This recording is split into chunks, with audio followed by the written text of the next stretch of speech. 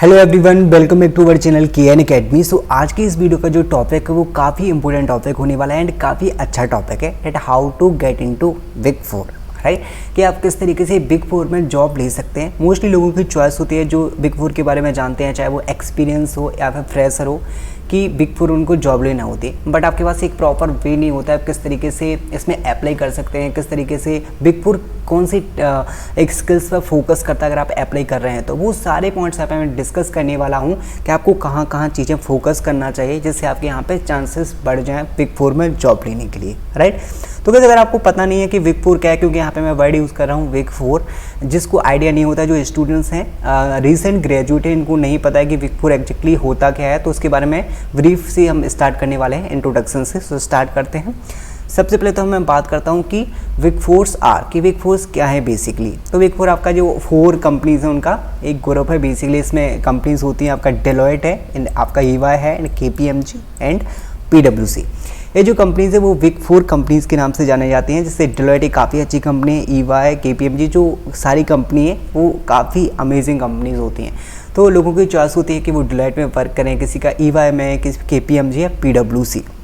तो इनमें प्लेस होने की स्टूडेंट्स की चॉइस होती है। तो इसके बारे में हम डिस्कस करते हैं कि किस तरीके से, किस प्रोसेस से आप इसमें अप्लाई कर सकते हैं। मल्टीपल बेस भी हो सकते हैं अप्लाई करने के, और आपको कहाँ पे फोकस करना है। ओके, सो हम नेक्स्ट स्लाइड पे मूव करते हैं। यहाँ पे जो टॉपिक है वो है how to apply for a job in big four. तो यहाँ पे 1 2 3 4 वेज पे हम डिस्कस करेंगे। सबसे पहला है आपका make your CV stand out, second है आपका रिक्रूटमेंट प्लेसमेंट ड्राइव, एंड आपका थर्ड है applying through career portal and internal referral. ये आपके मल्टीपल बेस होते हैं अप्लाई करने के बिग फोर में। लाइक कोई भी जैसे डेलॉयट का ओपनिंग होता है या फिर EY का या फिर KPMG या फिर PwC। अगर मैं यहाँ पे बिग फोर की बात करूँ तो मैं सारी कंपनीज को एक साथ लेके चल रहा हूँ, राइट।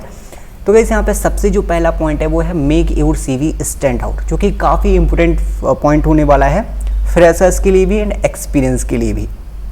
अगर आप फ्रेशर हैं तो डेफिनेटली आपको यहाँ पे CV अपना स्ट्रॉन्ग करना पड़ेगा, क्योंकि आपको हाईलाइट करना है अपनी स्किल सेट को। तो अगर जब भी आपका CV थोड़ा सा बाकी लोगों से हट के होगा तभी आपकी प्रोफाइल यहाँ पे थोड़ा सा प्रोफाइल स्ट्रॉन्ग मैच कर पाएगी एंड आप यहाँ पे आपका चांसेस होंगे शॉर्ट लिस्टिंग होने के। तो सबसे पहला जो आपका पॉइंट है वो काफ़ी इंपॉर्टेंट जो आपको यहाँ पे नोट करना है, डेट आपका CV काफ़ी स्ट्रॉन्ग होना चाहिए। ये हर किसी को पता होता है बेसिकली कि आपका अगर CV स्ट्रॉन्ग नहीं होगा तो आपका वहाँ पर शॉर्ट लिस्टिंग के चांस नहीं होंगे, इंटरव्यू के चांसेस नहीं होंगे।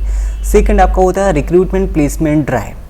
तो बेसिकली रिक्रूटमेंट प्लेसमेंट ड्राइव क्या है कि जब भी कंपनीज हायर करती हैं, चाहे कोई भी कंपनी हो फिर बिग फोर कंपनी हो, तो अगर जनरली हायर करते हैं तो ऑफ कैंपस हायर करते हैं। अगर मैं बिग फोर की बात करूँ जैसे डेलॉयट, EY, KPMG, PwC, तो इनका रेशियो होता है आपका ऑन कैंपस में ज़्यादा हायरिंग होती है, ऑफ कैंपस में थोड़ी सी कम होती है। ऐसा नहीं कह रहा हूँ ऑफ कैंपस में नहीं होती है, ऑफ कैंपस में भी आपके यहाँ पे हायरिंग होती है, बट आपका जो रेशियो होता है वो 60-40 समथिंग ऐसा रहता है। जैसे 60% अगर मैं बात करूँ तो ऑन कैंपस ज़्यादा से हायर करती हैं, बट अगर मैं बात करूँ ऑफ कैंपस तो आपके यहाँ पे 40% समथिंग।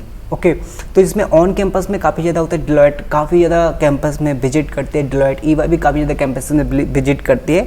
तो अगर आप फ्रेशर हैं, अगर आपके कॉलेज में कंपनीज आती हैं या फिर बिग फोर आती हैं तो आप उस वाले चांस को मिस मत करना, उसके लिए आप रेडी रहना, क्योंकि ऑन कैंपस काफ़ी ज़्यादा बिग फोर हायर करती है। तो एक तो आपका रिक्रूटमेंट प्लेसमेंट ड्राइव वो हो गया, तो आप ऑन कैंपस से अप्लाई कर सकते हैं। ऑफ कैंपस में जब भी मास हायरिंग होती है कंपनीज़ की बिग फोर में से, तब उसमें अप्लाई कर सकते हैं। ये आपका रिक्रूटमेंट ड्राइव होगा, सेकेंड अप्लाई करने का चांस। उसके बाद आपका है अप्लाइंग थ्रू करियर पोर्टल। ये काफ़ी फोकस वाला पॉइंट है।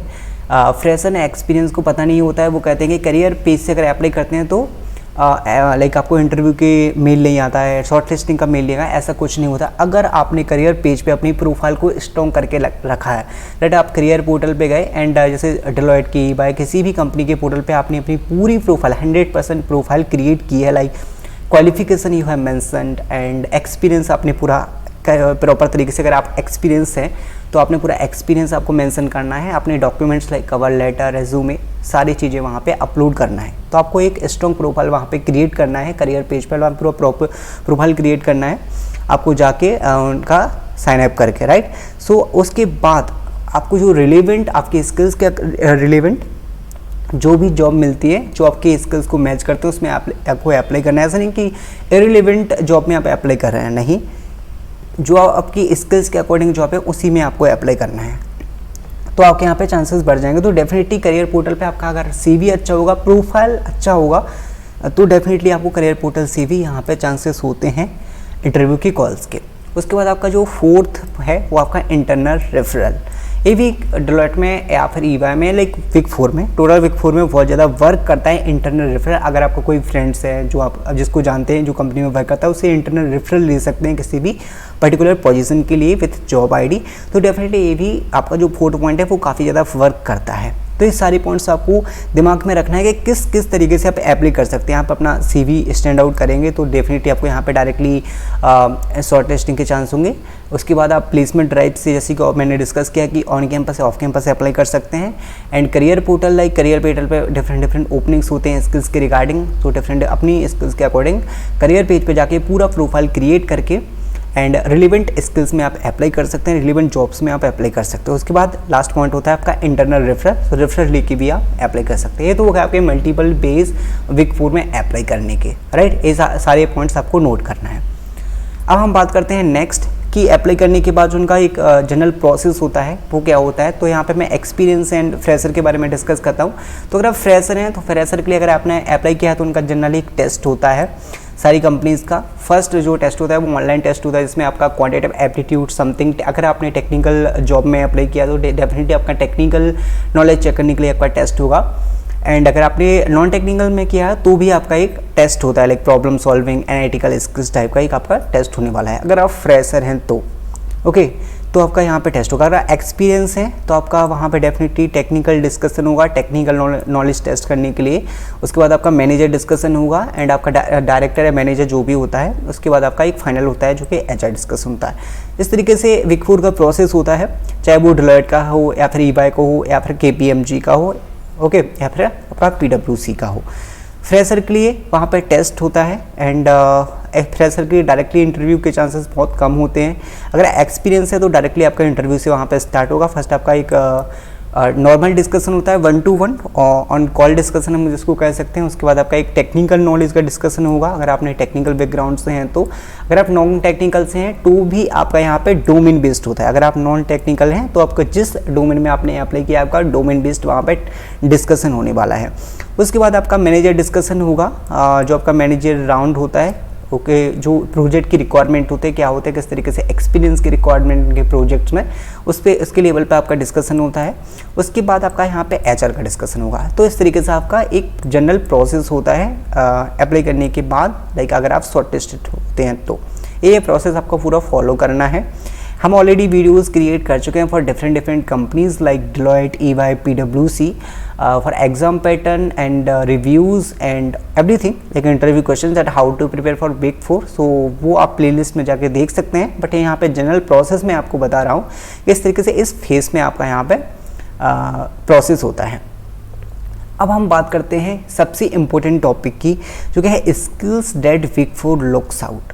कौन कौन सी वो स्किल्स हैं जो बिग 4 मतलब देखती हैं एम्प्लॉयज़ में कि आपके पास कौन सी स्किल्स होना चाहिए, राइट। यहाँ पे मैंने 80% पे दिया है कि 80% यही होता है, 80% बिग 4 यही स्किल्स हैं जो आपके प्रोफाइल में नोटिस करते हैं डेट यू शुड है, राइट। जो सबसे पहला है जो डेफिनेटली कम्युनिकेशन स्किल्स आपकी बहुत ज़्यादा एक्सलेंट होना चाहिए। एक्सलेंट आपकी कम्युनिकेशन बहुत ज़्यादा स्ट्रॉन्ग होना चाहिए अगर बिग 4 में आप जाना चाहते हैं तो। Communication skills, technical knowledge, definitely अगर आपने टेक्निकल जॉब में अप्लाई किया तो टेक्निकल नॉलेज आपकी यहाँ पे टेस्ट होने वाली है। अगर आपने नॉन टेक्निकल जैसे आपने फाइनेंस या फिर रिस्क एडवाइजरी किसी भी फील्ड में अप्लाई किया है तो आपको अपने डोमेन में स्ट्रॉन्ग होना पड़ेगा, राइट। तो उसके लिए आपका वो डोमेन नॉलेज होना चाहिए। उसके बाद आपकी एनालिटिकल स्किल्स बहुत ज़्यादा चेक होती है। रिकॉग्नाइज यूनिवर्सिटीज़, ओके, सो अगर आप रेपुटेड यूनिवर्सिटीज़ से हैं तो आपके चांसेस ज़्यादा होते हैं इसमें लाइक शॉर्टलिस्ट होने के, क्योंकि वहाँ पर रजिस्टर्ड जो यूनिवर्सिटीज़ होती हैं आपके वहाँ पे प्रोफाइल थोड़ा सा ज़्यादा हाई लेवल पे होती है, राइट। अगर आप अच्छी यूनिवर्सिटी से होते हैं तो यहाँ पे and problem solving skills, project management and leadership skills. Mostly जो बिग 4 हैं वो आपके थोड़ा सा टेक्निकल से हट के थोड़ा नॉन टेक्निकल में ज़्यादा ओपनिंग्स वहाँ पे होती हैं, like risk advisory, finance consultant type, उस टाइप की जॉब्स भी वहाँ पे होती हैं, लाइक KPMG एंड PwC। आपकी डेलोइट एंड EY में काफ़ी टेक्निकल्स रोल्स आपको मिलेंगे। तो आपको ये सारी चीज़ें फोकस करना है, that you should have problem solving skills, good problem solving, project management, that how to manage projects and how to work in team, leadership skills you should have, and communication skills, the most important things that Big 4 looks out, that is the communication skills and English, technical knowledge also, like domain knowledge। अगर आपने technical background में apply किया है तो definitely technical knowledge काफ़ी अच्छी होना चाहिए, एंड domain knowledge जिस भी डोमेन में आप अप्लाई कर रहे हैं। तो एनालिटिकल स्किल्स भी आपकी काफ़ी स्ट्रॉन्ग होना चाहिए, that how you analysis the objects, how you analysis the things, and recognize universities. If you are from reputed university, then your profile will get high chance to shortlist, and problem solving skills also. Okay, so guys, यहाँ पे मैंने mostly जो चीज़ें Big 4 में highlight होती हैं, जो notice की जाती हैं, वो सारी चीज़ें हम डिस्कस कर चुके हैं ऑलरेडी। यहाँ पे स्किल्स के बारे में भी हमने डिस्कस कर लिया है, एंड प्रीवियसली हमने डिस्कस किया था that what is the process after shortlisting. उसके बाद यहाँ पे हमने बात की थी कि हाउ टू अप्लाई, किस तरीके से आप इसमें अप्लाई कर सकते हैं। डिफरेंट वेज होते हैं, मल्टीपल वेज होते हैं जिसमें इस तरीके से आप इसमें अप्लाई कर सकते हैं। इनका ड्राइव्स किस तरीके से होता है उसके बारे में हमने डिस्कस किया था। उसके पहले हमने डिस्कस किया था Big 4 क्या है। So I think I have covered all these things, and आपके लिए वीडियो हेल्पफुल होगी, एंड आगे की वीडियोस में इसी तरीके से टॉपिक्स के बारे में मैं डिस्कस करता रहूँगा। सो कमेंट्स में आप बता सकते हैं कि आपको कौन सी टॉपिक के लिए वीडियो चाहिए। So I will definitely make the video in the next section, we will discuss for the same. So I hope you like the video. Thank you guys, thanks for watching.